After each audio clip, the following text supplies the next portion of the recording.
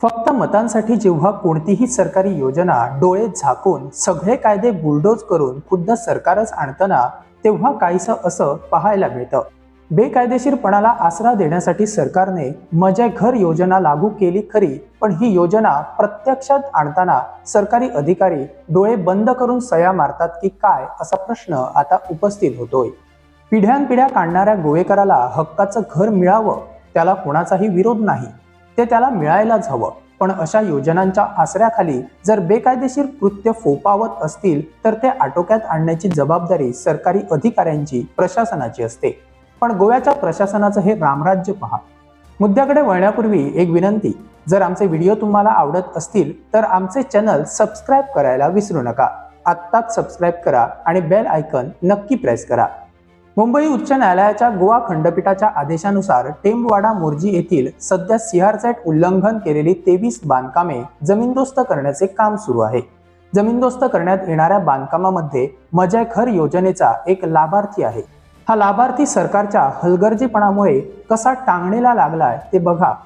त्याच्या पूर्वजांचं घर 91 square metre होतं। घर मालकाचा दावा आहे की त्यासाठीचे सगळे परवाने त्याच्याकडे आहेत।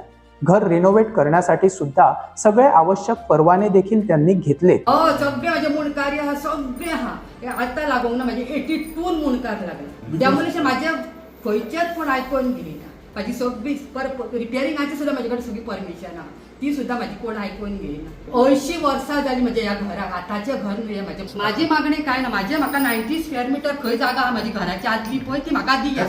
मग एवढं असताना माझ्या 91 स्क्वेअर मीटर घराला संरक्षण का मिळू शकत नाही, ही त्याची अर्थहाक दुर्लक्षित कशी केली जाणार सांगा बरं। पण दुसऱ्या बाजूला या 91 स्क्वेअर मीटरच्या नावाखाली जवळपास 230 स्क्वेअर मीटरचं बांधकाम तिथे उभं झालं। आता या 230 स्क्वेअर मीटरच्या बांधकामातून 91 स्क्वेअर मीटरचं कायदेशीर बांधकाम कुठलं ठरणार आणि बेकायदेशीर म्हणून कुठलं जमीनदोस्त होणार, हा प्रश्न आता प्रशासनासमोर उभं राहणं साहजिक आहे। कधी कुणीच अडवलं नाही म्हणून घर मालक बांधकाम करत राहिला। त्याचं 3 मजल्याचं घर झालं।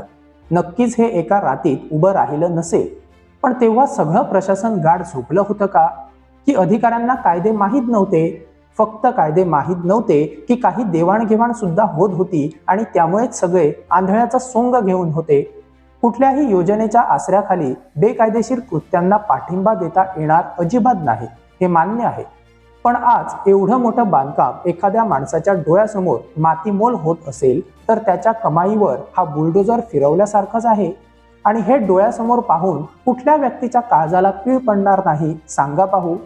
3 मजली बिल्डिंग उभी झाली तेव्हा दिसलं नाही ते सोडा, पण तोच माणूस जेव्हा ते घर माझ्या घर योजनेखाली नियमित करण्यासाठी अर्ज करतो तेव्हा तरी चष्मा बदलायचा होता ना। तेव्हा पाहणी करण्याची अधिकाऱ्यांची जबाबदारी नव्हती का? आता हे एक उदाहरण। अशी आणखी किती बांधकामे असतील ज्यांच्याकडे दुर्लक्ष करून त्यांना नियमित करण्याचा हा घाट सरकारकडून सुरू आहे। जर बेकायदेशीरपणाचा स्टॅम्प मारून या एका घरमालकाचं बांधकाम जमीनदोस्त होतंय तर तोच कायदा इतरांना का लागू होऊ शकत नाही, त्याचं उत्तर कोण देऊ शकेल का? उच्च न्यायालयाच्या आदेशाचा मान राखायलाच हवा। बेकायदेशीर गोष्टीवर कारवाई झालीच पाहिजे, त्याची पाठराखण कुणीही करू शकत नाही। पण त्याचबरोबर सरकार आणि प्रशासनातील अधिकाऱ्यांचा हलगर्जीपणा याकडे दुर्लक्ष मात्र कसं करून चालणार? माझे घर योजना लागू करून सरकारने 2027च्या निवडणुकीच्या प्रचाराचा जणू नारळच फोडला। मोठमोठी भाषणं, लाखो रुपये खर्च करून सनद देण्याचे कार्यक्रम, सरकारी प्रचार आणि योजनेचा डंका।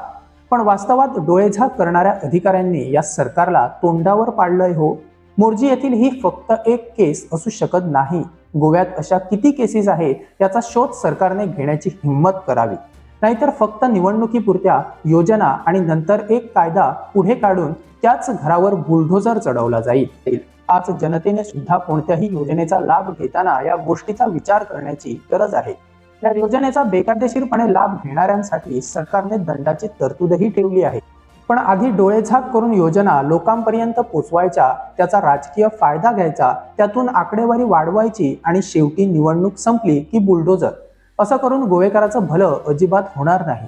या कारवाईपूर्वी ज्या काही गोष्टी मोर्जी येथे घडल्या त्याचं समर्थन कुणीही करू शकत नाही किंवा कोण चूक आहे कोण बरोबर आहे असंही म्हणता येणार नाही। न्यायालयाने त्याची स्वेच्छा दखल घेतली आहे आणि न्याय देण्याचं काम न्यायालय करणारच आहे। पण सरकार आणि अधिकाऱ्यांनी आता तरी स्वतःचा चष्मा बदलायला हवा एवढीच अपेक्षा.